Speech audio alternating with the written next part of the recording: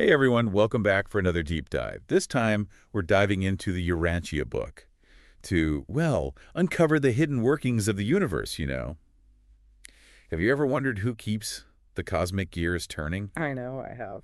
Well, get ready to meet the ultimate celestial bureaucracy. And I know what you're thinking. Bureaucracy. Doesn't sound too thrilling, does it?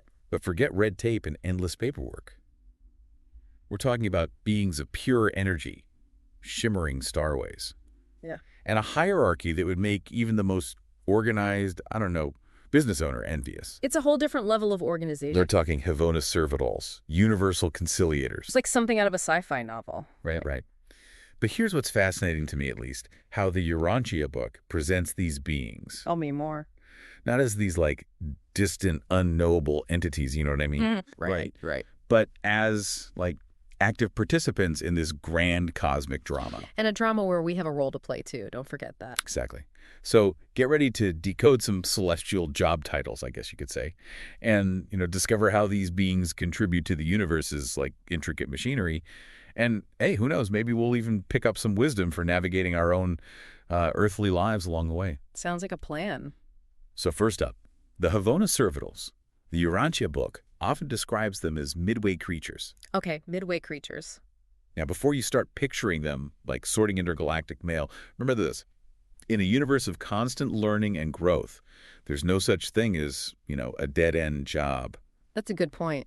Only opportunities for what the Urantia book calls sacred service. Okay, so no cosmic coffee runs for these servitals. Exactly. And their creation, just the way they're created, is a testament to this idea of partnership. Oh, how so? So according to the Urantia book, servitals are born from this collaboration, between master spirits and supreme power directors. Okay, now I have to ask, who are the master spirits and the supreme power directors? So you've got these master spirits who govern the spiritual energies of the universe, right? Yeah. And then you've got these supreme power directors, and they wield these, forces of cosmic energy. So two very different but equally powerful forces. Exactly. It's fascinating, isn't it, this whole concept of dualistic creation? It's like this idea of two distinct forces coming together to create something entirely new. And, this idea, it's woven throughout the Urantia book. You see it echoed in the creation of the bright and morning star, even in the concept of sex procreation on planets like ours, Wow. It seems that even on a cosmic level, partnership and collaboration, they're essential for bringing forth new life and energy. That's a really interesting point. And speaking of duality, did you know that the servitals themselves, they embody this blend of the spiritual and physical? Okay, wait a minute. Semi-physical. The Urantia book states that for every 1,000 servitals created, 750 exist as pure spirit. But then you have 250 that possess semi-physical forms. Hold on a second. So they're not just ethereal beings of light. What does semi-physical even look like? That's the million-dollar question, isn't it? The Urantia book doesn't really give us a detailed description. Oh, okay. But it does suggest that this unique blend of energy and form, it allows servitals to interact with both the spiritual and material realms. Oh, I see. It's as if they act as a bridge, helping souls like ours transition to higher realms of existence. They're the ultimate cosmic mentors. Exactly. Guiding us through the, intricate workings of the universe. And their role as mentors, it's beautifully illustrated in their work with ascending souls. Really? The Urantia book emphasizes their dedication to, preparing souls for that next stage of their journey, helping them shed old patterns, embrace new truths. It's like a cosmic self-help program. Laugh slightly. You could say that. But seriously, it's about expanding consciousness, moving to a higher level of understanding. It's just a powerful reminder that even in the vastness of the cosmos, we're not alone on this journey. There are these beings dedicated to our growth and evolution, gently, nudging us towards greater understanding. Gently nudging, I like that. It's not about force, it's about guidance and support. And speaking of guidance, let's shift gears a little bit from the mentors to the mediators, you could say, the universal conciliators. Now, if the servitals are the universe's dedicated workforce, then the conciliators are the diplomatic corps. Keeping the cosmic peace. Exactly, ensuring that, cosmic harmony prevails. And their numbers are, astounding to say the least. How many are we talking here? The Urantia book states that for every single servital, there are 7 universal conciliators. 7 for everyone. 7 for everyone. Wow, that's a lot of mediators. It is. And each conciliator belongs to a distinct order. And each order, it reflects a different aspect of creation. It's as if there's a specialized mediator for every imaginable cosmic dispute. 7 for every one. That's amazing. That makes you wonder, like, what kind of disputes arise on a cosmic level, right? Right, it definitely sparks the imagination. Yeah. But the connection between these two groups, the servitals and the conciliators, it runs deep. The Urantia book tells us that their creation, it's like intricately linked. Oh, really? Yeah, so whenever a new group of servitals is brought into being, a corresponding number of conciliators, they simultaneously appear all across the universe, like two sides of the same coin, each one playing a vital role in containing that cosmic balance. It's like a perfectly choreographed cosmic dance. That's a great way to put it. With each group moving in sync to uphold the universe's grand design. I like that. And their work is as efficient as it is vital. According to the Urantia book, these conciliators, they operate in groups of 4. Okay. And each member of that group of 4 fulfills a very specific function. All right. So imagine this. You've got the judge arbiter, Okay. who is the impartial overseer of the proceedings. Right. Then you've got the spirit advocate, Uh-huh. making sure that all voices are heard. Then there's the divine executioner, The executioner. responsible for enacting that final decision. Wow, okay. And here's where it gets really interesting, the executioner. The executioner is also semi-material. Oh, wow. And last but certainly not least, you have the recorder, Okay. meticulously documenting every single detail of the case. So it's like the universe's most efficient, legal team? Laugh slightly. Traveling at warp speed to settle disputes and maintain that cosmic harmony. I love that analogy. It really paints a picture, doesn't it? It does. But while their decisions are, final, binding, it's really important to remember that their authority lies solely within the realm of cosmic law, not matters of eternal significance. So no need to envision them like, I don't know, judging our every move. Exactly. Or like handing down cosmic sentences or anything like that. No, their focus is on resolving disputes that impact the, the smooth functioning of the universe, making sure that cosmic law is upheld, Okay. that the grand evolutionary plan unfolds as intended. That makes sense. Yeah. But their work doesn't end with, just settling these disputes, does it? Yeah. The Urantia book hints at this, fascinating evolution in their roles. You're absolutely right. As these conciliators gain experience, they transition from being, arbiters of conflict to becoming what the Urantia book calls explainers of mysteries. Explainers of mysteries? It's like by resolving so many conflicts, they start to gain a much deeper understanding of the universe's workings, right? That's so interesting. Unlocking hidden truths. So even celestial beings experience professional growth and evolution. That's the beauty of the cosmos, isn't it? There's always more to learn, always another level to reach. I have to admit, that's actually kind of comforting to know that learning is a continuous journey, even for those who seemingly have it all figured out. Precisely. And it reminds us that we're never too old, never too experienced to embrace new knowledge and keep growing. Well said. And speaking of figuring things out, let's move from the realm of cosmic law to something equally as fascinating, I think, the guardians of cosmic order. Yeah. The technical advisors. If you thought the conciliators were impressive, wait till you hear about this group. I'm intrigued already. Imagine being so well-versed in the intricacies of universal law, so dedicated to upholding cosmic order that they become a living embodiment of it. That's a technical advisor. That sounds impressive. Right. And the Urantia book leaves no doubt becoming a technical advisor. It's no walk in the park. I bet. It is a role reserved for those who demonstrate a really, really deep understanding of universal law and an unwavering dedication to serving that grand cosmic scheme, It sounds incredibly demanding. What kind of qualifications do you need for a job like that? Well, according to the Urantia book, technical advisors, they're chosen from a variety of celestial ranks. Okay. And here's where it gets kind of interesting. Even ascending mortals and midwayers can temporarily serve in this capacity. Really? Even mortals like us. That's Yeah. incredible. So it's not just about your celestial resume. It's also about dedication and understanding. It's about your dedication to service and your grasp of universal law. That's a powerful message. It shows that anyone, regardless of their current level of evolution, has the potential to contribute to the cosmic order. Right. And this system, it highlights the beautiful interconnectedness of the cosmos. Just like the servitals guiding ascending souls, The technical advisors also play a role in education, you see. They share their vast knowledge, their wisdom with others, making sure that the understanding and the application of universal law, that it continues to, evolve and expand. It's a wonderful illustration of that cycle of learning and teaching that the Urantia book talks about so much. Right. No matter where you are in your journey, there's always an opportunity to learn from those who've come before and to teach those who are following behind. It's a never-ending cycle of growth and sharing. And that interconnectedness, it goes way beyond just the celestial realms. It reminds us that we too, in our own humble ways, can contribute to that grand cosmic tapestry. Exactly. By striving to, live in alignment with these universal principles. Our actions, our thoughts, they all have an impact on the universe around us. It's about recognizing that power and responsibility we have. So we've got the judges, the diplomats, now the legal scholars of the universe. But what about the record keepers? The Urantia book hints at this fascinating system of cosmic documentation.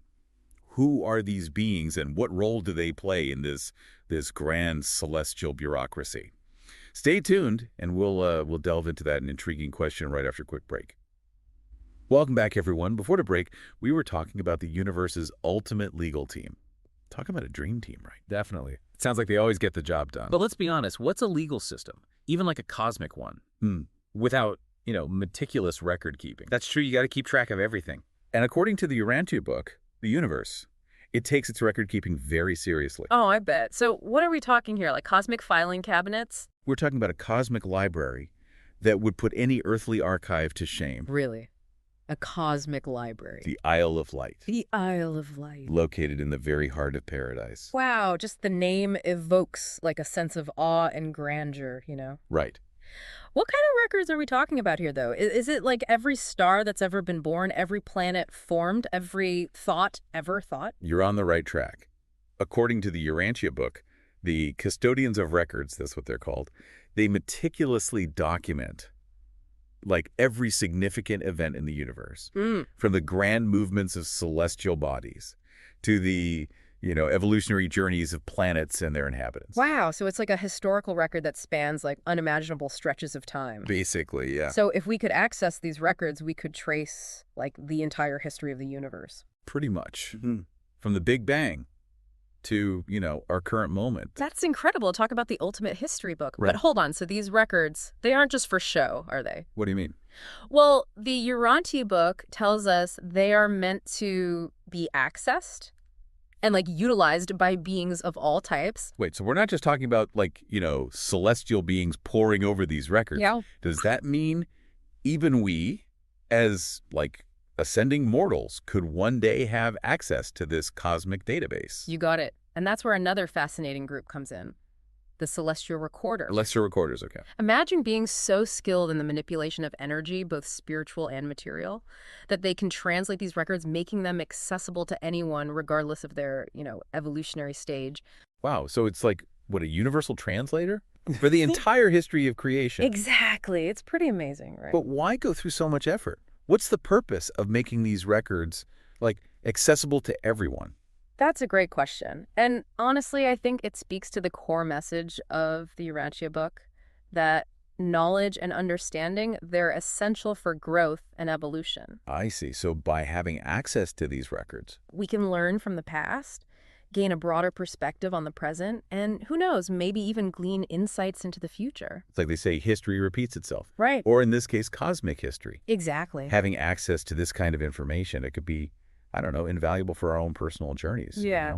Absolutely. And we're not just talking about dry historical data here. We're talking about the evolution of consciousness, the triumphs and challenges of countless civilizations, the wisdom gained from eons of experience. It's like this treasure trove of knowledge, just waiting to be explored. I can only imagine what kind of surprises await within those cosmic archives.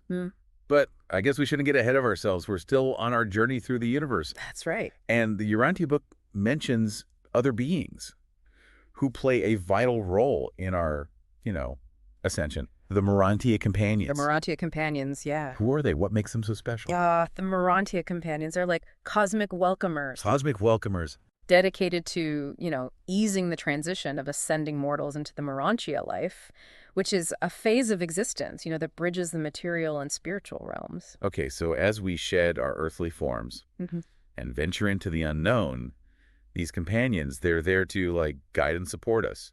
Exactly. That does sound comforting, especially considering how, daunting that transition must feel. Oh, absolutely. But their role goes beyond just, providing comfort, doesn't it? You're right. There's more to it. The Urantia book, it says they offer opportunities for something called spirit play. Yeah, spirit play. It's a fascinating concept. What is spirit play? That's the million-dollar question, isn't it? It sounds intriguing. The Urantia book, it's a little cryptic in this section. Oh. But it suggests this blend of learning, exploration, and creative expression, all within a realm unbound by the limitations of, our material existence. That's amazing. So even in the afterlife, there's still room for joy, discovery, a bit of cosmic fun, Absolutely. The journey of growth and discovery never truly ends. It just evolves. This whole ascending to a higher realm thing, it doesn't sound so bad after all. I have a feeling you do just fine in those Urantia realms. But as wonderful as these companions are, they only accompany us within our,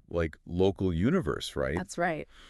So once we reach, the central universe, paradise, are we on our own again? Not at all. Remember, the Urantia book emphasizes companionship. It's a fundamental aspect of the cosmos. That's true. Even in paradise, we're not left to, wander alone. As we approach the central Isle of Light, we're greeted by the Paradise Companions. The Paradise Companions? Yes. Tell me more about the Paradise Companions.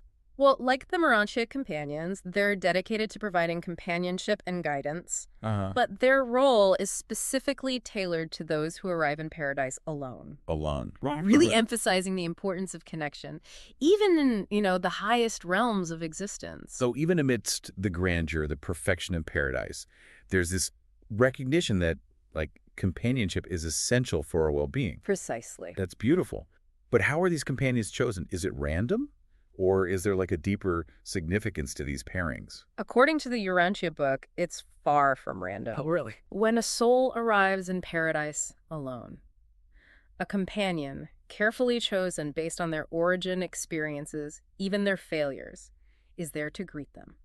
Wow. Imagine being met by a being who understands, your journey, your triumphs, your struggles, offering support, camaraderie as you acclimate to this, extraordinary new existence. It sounds like a truly personalized welcome. Yeah. Tailored to each individual's unique path. Exactly. It speaks to the profound love and care that permeates the cosmos. This whole concept of celestial companionship, it's truly remarkable. But I can't help but wonder, what happens to these paradise companions once their, role is fulfilled? It's an interesting question, isn't it? Do they remain in paradise? Or do they eventually, move on to other tasks? No, the Urantia book doesn't go into, specific details about their fate, but it suggests that their service, while incredibly long, it isn't permanent. I see. After fulfilling their role, they typically return to the duties they performed, before being summoned to paradise service. Interesting. Carrying with them the invaluable experience gained from guiding and supporting souls in the realm of ultimate perfection. It's fascinating to imagine the depth of wisdom and compassion they must acquire during their time as paradise companions. Absolutely. It's an experience that undoubtedly shapes them profoundly. This celestial bureaucracy we've been discussing, it's not just about maintaining order, is it? No, it's not just about order. It's about love, compassion, and this unwavering dedication to our growth and evolution. It's a beautiful reminder that we are part of something much greater than ourselves, and that our individual journeys, they're all interconnected within this grand cosmic tapestry. Absolutely. And the more we explore the Urantia book, the more we realize that we're not just passive observers in this grand cosmic drama. We're active participants. Exactly. Our choices, our actions, even our thoughts, they have an impact. They ripple outward, influencing not only our personal journeys, but the fabric of the universe itself. That's both humbling and empowering, don't you think? We've journeyed from those midway realms, right, where the servitors are working tirelessly, helping souls like ours ascend, all the way to the heart of paradise, where those companions are waiting to ease our transition into this new phase of existence. It's quite the system. It's awe-inspiring, really. This intricate web of celestial beings, all dedicated to, upholding the universe's grand design. But what I find really remarkable is how the Urantia book portrays this celestial bureaucracy. not as some cold, impersonal machine, but as a reflection of the Creator's love, wisdom, and this unwavering commitment to our growth and evolution. It's easy to get, caught up in those details, the hierarchies, the sheer scale of it all, Yeah. But at its core, it's a profoundly ordered system designed to nurture us, guide us towards greater understanding. Exactly. It's like looking at a really well-crafted tapestry. At first, you're struck by the intricate patterns, the vibrant colors, but then as you look closer, you start to appreciate those individual threads, right? Each one carefully woven together to create this harmonious whole. And in this cosmic tapestry, we're not just, passive observers, we're active participants. Contributing to the richness and the complexity of that grand design. Precisely. The Urantia book really emphasizes that our choices, our actions, even our thoughts, they have cosmic implications. They ripple outward, influencing not only our own personal journeys, but the fabric of the universe itself. That is a humbling thought. It really is. But it's also empowering, wouldn't you say? Oh, absolutely. It means that our lives have meaning, that we have a part to play in something much larger than ourselves. If we really grasp that interconnectedness that the Urantia book describes, if we strive to live in alignment with the Creator's will, then our lives become this active force for good in the universe. And that, I think, is one of the most profound takeaways from the Urantia book. It reminds us that we're not just insignificant specks adrift in this chaotic universe. We're integral parts of this magnificent, ordered cosmos, governed by love, wisdom, and this profound commitment to our growth and evolution. It's a message of hope. Yeah. And inspiration. It urges us to approach our lives with this sense of purpose, and wonder, knowing that even amidst our struggles and our triumphs, there's this grander plan unfolding, this symphony of cosmic proportions. A symphony where each one of us plays a vital role. And as we've seen today, this grand symphony involves countless players. We have the diligent servitors tirelessly working behind the scenes. We have the diplomatic conciliators resolving disputes, upholding cosmic law. We have the wise technical advisors safeguarding those principles of cosmic order. And of course, we have the compassionate companions guiding us every step of the way on our journey toward paradise. It's a breathtaking vision of the cosmos. Breathtaking and incredibly hopeful. It challenges us to expand our understanding of who we are, where we fit in, and what's truly possible. And it reminds us that the journey itself is just as important as the destination. Well said. And on that note, I think it's time to bring our deep dive to a close. But before we go, I want to leave our listeners with a final thought. The Urantia book paints this picture of a universe teeming with life, purpose, and possibilities. It's a universe where growth and evolution, they're not just encouraged, but they're woven into the very fabric of existence. So as you go about your day, remember, you're not alone. You're a part of something far grander than you can imagine. And your journey, with all of its twists and turns, it's an integral part of the universe's grand symphony. Beautifully said. Embrace the journey, everyone, and never stop exploring the mysteries of the cosmos, both within and all around you. Until next time, keep asking questions, keep seeking knowledge, but keep your hearts open to the